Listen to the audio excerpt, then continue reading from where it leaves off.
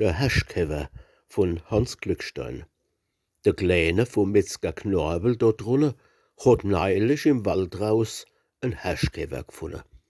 Vor Fred war der grutzige Gruppes ganz blass, und sämtliche Kinder von seiner Gass, die waren vor Staune und Eifer ganz geschuckt und habe ganz neidisch den Käfer beguckt. Er hat nur gezeigt, so stolz wie a Wachtel in ihrer pappedeckelne Brustpulverschachtel.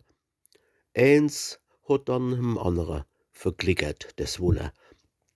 Die Haschkäfergeschicht läuft die Gass ruf und runter.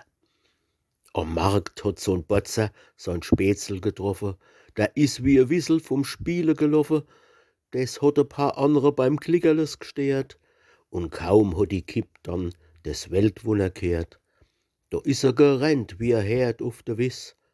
Im Nu waren sämtliche Knirps auf de Fies.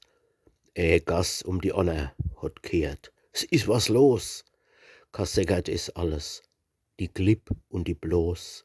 Die Glänzte sind gestolpert, wie botzelnde Kläffer.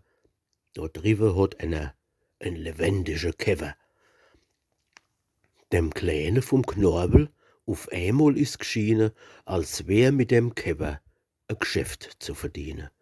Und kaum sind die Fremde zum Kleine gedappt, da hat er sein Schächtelchen zusammengeklappt.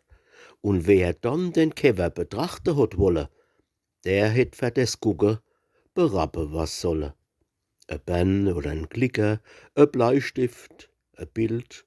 Auf einmal, da waren die Fremde ganz wild, und sich der Kleine richtig noch geschützt, da hat ihm so ein Lauser aufs Dubbe ins gespritzt. Der Kleine nicht faul hat dem Igel von unten a saftige Unne die Kinnlad gesponnen.